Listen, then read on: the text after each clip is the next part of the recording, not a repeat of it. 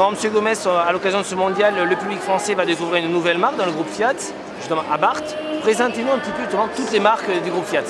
D'accord, bon, je commence justement par Abarth, une marque qui a été créée en 1949, une marque qui est axée sur la compétition, sur la sportivité, sur la passion automobile.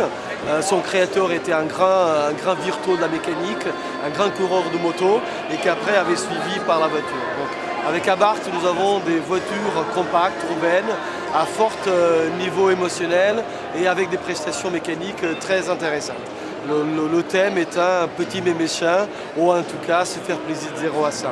Avec Fiat, nous avons notre marque majeure, notre marque de volume, un constructeur généraliste, un constructeur qui est en progression en France de 48% à la fin du mois de septembre. Nous avons la Panda, la 500 bien évidemment, la Grande Punto, la Bravo, la Chroma, une marque écologique. 70% de nos ventes avec le bonus écologique, avec des voitures à moins de 120 grammes d'émissions de CO2. Et d'ailleurs, je répète, Fiat, c'est le constructeur à moins d'émissions de CO2 en 2007, certifié par Jato, qui est l'entité certificatrice des constructeurs automobiles. Et ensuite, pour finir, nous avons Alfa Romeo, une marque connue de tout le monde, une marque d'exception, une marque sportive, une marque élégante, qu'avec son dessin unique, son design et ses prestations mécaniques font partie, je dirais, de l'élite automobile. Et ensuite, pour finir, Lancia, une marque qui cultive le luxe à l'italienne, avec un prime, un spot de notre présidente qui pendant un certain temps a été l'ambassadrice de la Musa. Donc Musa, Ypsilon, Delta, la toute nouvelle Delta font partie de ce luxe à l'italienne et ça fait partie donc de nos 4 marques aujourd'hui. Justement, vous parlez de Lancia, les gens vont découvrir la nouvelle Delta. Qu'est-ce qu'il va y avoir dans les années à venir chez Lancia? Est-ce que c'est le début de la renaissance de la marque? Écoutez, une marque, c'est comme un bébé. Donc tout d'abord, il naît. Ensuite, on le fait grandir et ensuite, on le fait faire d'autres choses. On le met à l'école, on le met au sport, exactement comme une marque. Donc, nous avons sorti dans les 3 dernières années la Ypsilon, la Musa et maintenant la nouvelle Delta. On a d'autres projets en cours. Étant donné qu'aujourd'hui, le marché est quand même un peu instable, nous, pour l'instant, nous n'allons pas encore tout à fait annoncer les projets qui vont suivre.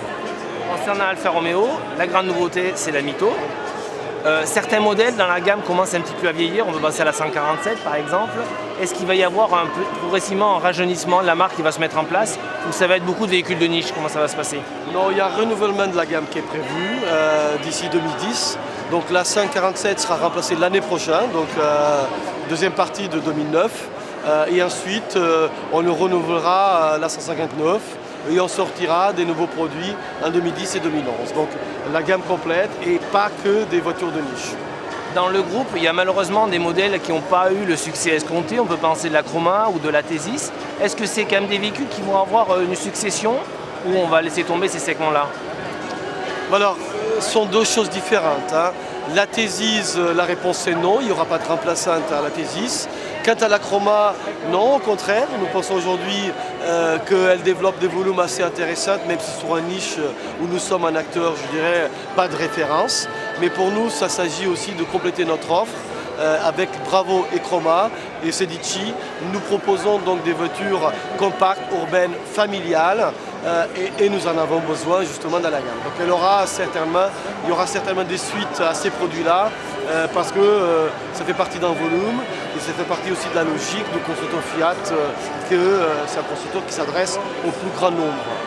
Il y a dans le groupe des monospaces, l'Ulysse, le Fedra, qui sont vieillissants, qui ont une bonne carrière, qui ont vécu une bonne carrière. Est-ce qu'on va aller vers est-ce qu'il y aura un monospace compact dans le groupe Fiat? Il y en a un, mais là pour le coup c'est vrai que c'est un monospace qui était très spécial, qui est né avec un dessin et un design salué par certains, mais bien évidemment pas approuvé par l'unanimité. Je parle bien évidemment d'un multiplat. Cette voiture aura une suite dans le groupe. On va terminer par la dernière question concernant Fiat.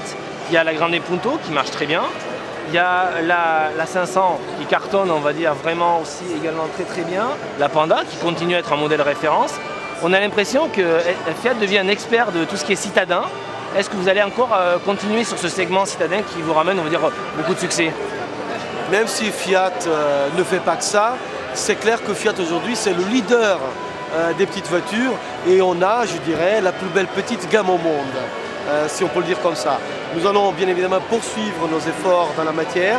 Nous avons déjà annoncé un projet dont le nom de code est Topolino, qui sera une voiture autour de 3 mètres et qui viendra donc renforcer, compléter et encore augmenter la séduction et la force de notre gamme compacte urbaine.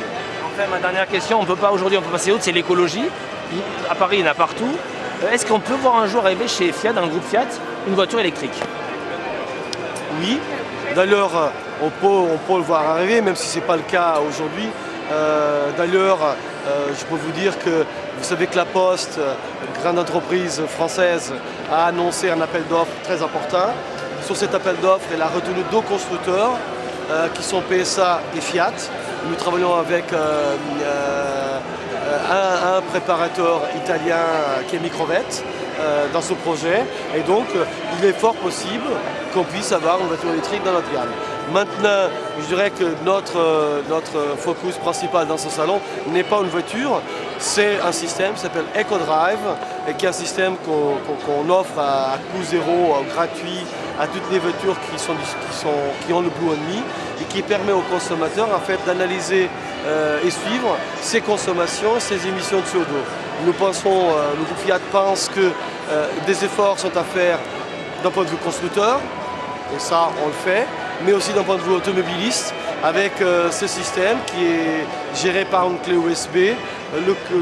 L'automobiliste peut suivre son éco-index et ainsi avoir des astuces pour moins consommer, moins émettre et donc finalement économiser plus d'argent.